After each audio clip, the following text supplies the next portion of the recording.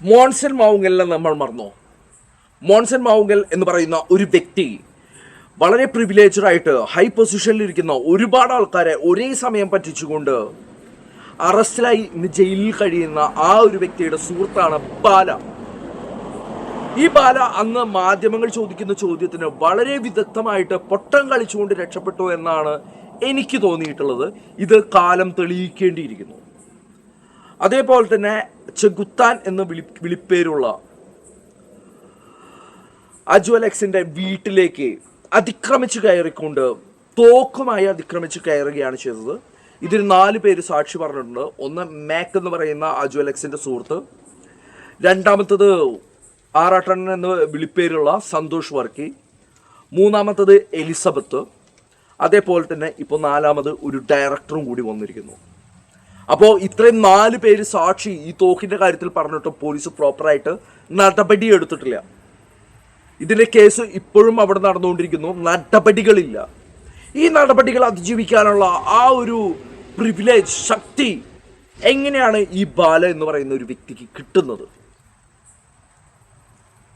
അതേപോലെ തന്നെ എലിസബത്ത് എന്ന് പറയുന്ന ഒരു വ്യക്തിയുടെ വീഡിയോസിൽ 15 കാര്യങ്ങളാണ് ഇദ്ദേഹത്തിന് മേളിൽ ആരോപിച്ചിട്ടുള്ളത്.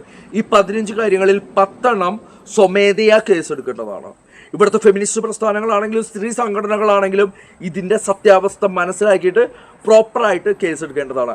ഇങ്ങനെയുള്ള കാര്യങ്ങൾ ആരോപിക്കുമ്പോൾ ഒന്നില്ലെങ്കിൽ ഈ എലിസബത്ത് എന്ന് പറയുന്ന വ്യക്തി തെറ്റായിട്ടുള്ള ആരോപണങ്ങളാണെന്നുണ്ടെങ്കിൽ അദ്ദേഹത്തിനെതിരെ നടപടി എടുക്കണം.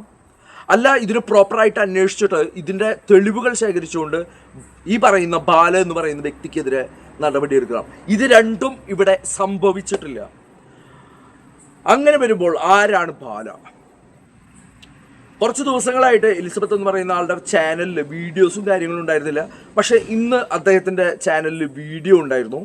ഈ വീഡിയോയിൽ വ്യക്തമായിട്ട് പറയുന്ന ഒരു കാര്യമുണ്ട്. അദ്ദേഹത്തിൻ്റെ വണ്ടി 2-3 പ്രാവശ്യം ഒരു വണ്ടി കൊണ്ട് ഇടിച്ചു എന്നുള്ളത്. അത് എന്താ പറയുക, വെളിവില്ലാതെയാണോ ഏത് രീതിയിലാണെന്നുള്ളത് മനസ്സിലാവുന്നില്ല. പക്ഷേ അദ്ദേഹം ഭയപ്പെടുന്നു, ഇതൊരു ഭീഷണിയാണ് എന്ന്. സ്വമേധയാ കേസെടുക്കേണ്ട പോലീസ് ഡിപ്പാർട്ട്മെന്റ് ആ പരിപാടി ചെയ്യുന്നില്ല. അതേപോലെ തന്നെ സ്വമേധയാ കേസെടുക്കേണ്ട,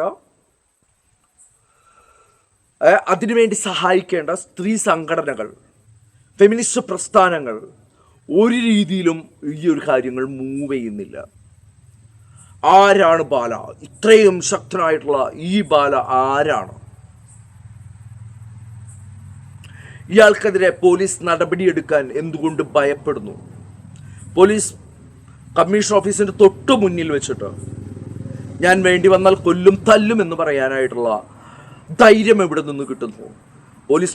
പോലീസ് കമ്മീഷൻ ഓഫീസിൻ്റെ മുന്നിൽ നിന്നിട്ട് ഇതുപോലെ പറയുകയാണെങ്കിൽ അത് കമ്മീഷൻ ഓഫീസിന് തന്നെ ഭീഷണിയാവുന്ന രീതിയിലല്ലേ ഇദ്ദേഹം ഇത് ചെയ്തിട്ടുള്ളത്?